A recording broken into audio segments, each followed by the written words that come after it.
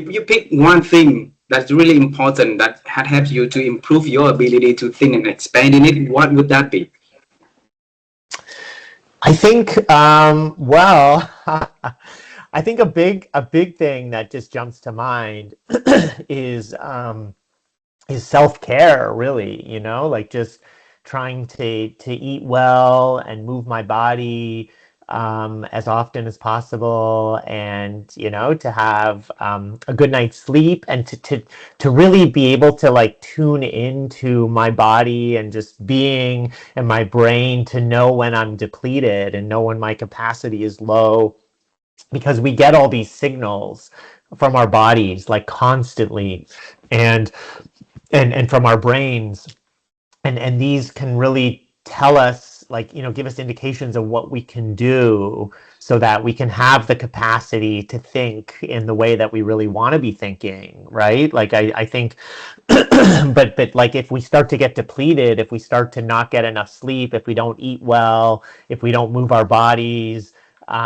we can get into these plateaus, and our thinking, it's really hard to be creative, right? And to be able to listen to other people and to be compassionate and to develop deep connections with others when we're not like fully nourished ourselves.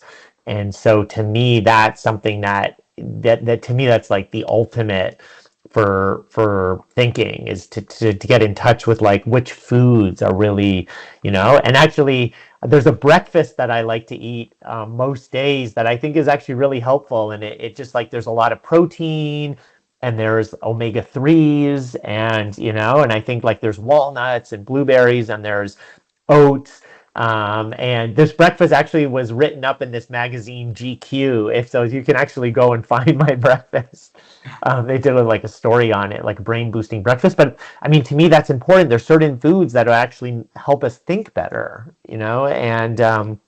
and most recently, I think like omega-3s are actually something that have been deeply on my mind. It's in fish and walnuts and algae and things like that. So it's like I just tuned it. Like I feel like being tuned into your body and your brain.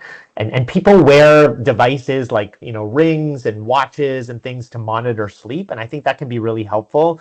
But we also I think we shouldn't forget that our bodies are also giving us signals, and we don't necessarily need the technologies to tell us when we're depleted. And I think the more we can tune into our intuition, our core kind of wisdom, it can really be an amazing compass and guide in our lives to tell us like what we need to do our best thinking, and to be able to have the capacity to listen deeply and connect deeply with others.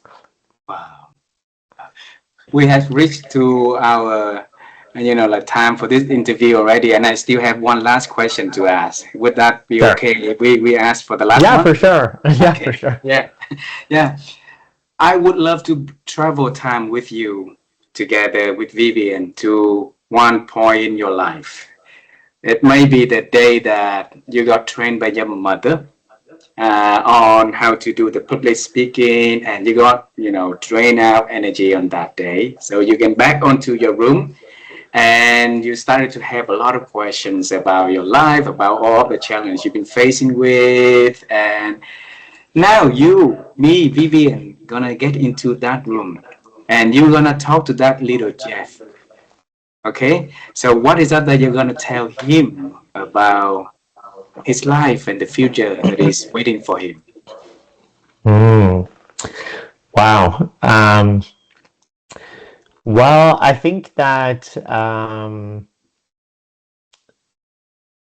don't know. I mean, I feel the first thing that sort of jumps into my mind is that kind of took me a little while to figure out, and that is that I feel like for a lot of my youth, I was trying to almost like be other people, like I was trying to just observe, like, what were the popular kids doing, or what was the kids who had the most friends doing, and like what could I do to be like that. And so I tried to like replicate, what I saw around me, instead of really just trying to figure out like what it is that really was me, you know, and to kind of cultivate that and express that like to my authentic, you know, expression. And so, because I really think that when you put out your vibe, like, you know, when you sort of tap into your authenticity,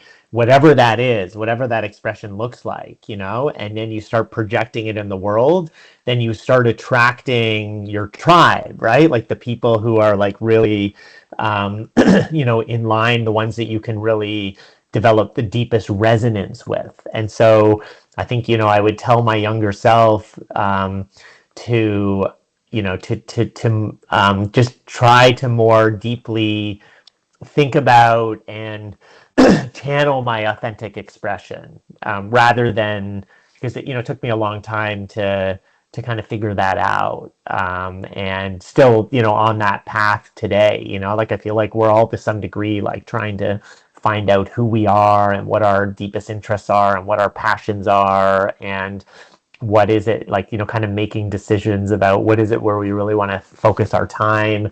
And I just think that, like, yeah, like tapping into our authentic expression and just cultivating that. And I was definitely doing that to some degree, but I felt like there was a lot of trying to just mimic others, and I felt like that sort of that kind of held me back in some ways, you know. And I think from like a mental health perspective, it kind of becomes, if you're trying to be someone that you're not, you know, like it can really be challenging, even though, you know, you're not necessarily thinking about it that at the time. But yeah, so I think just to continue to like tap into what really made me excited, and regardless of what other people thought, you know, like to try to care less about that, although it's hard to do that. But yeah, so it's kind of to be more in my own, like, yeah, expression. Wow.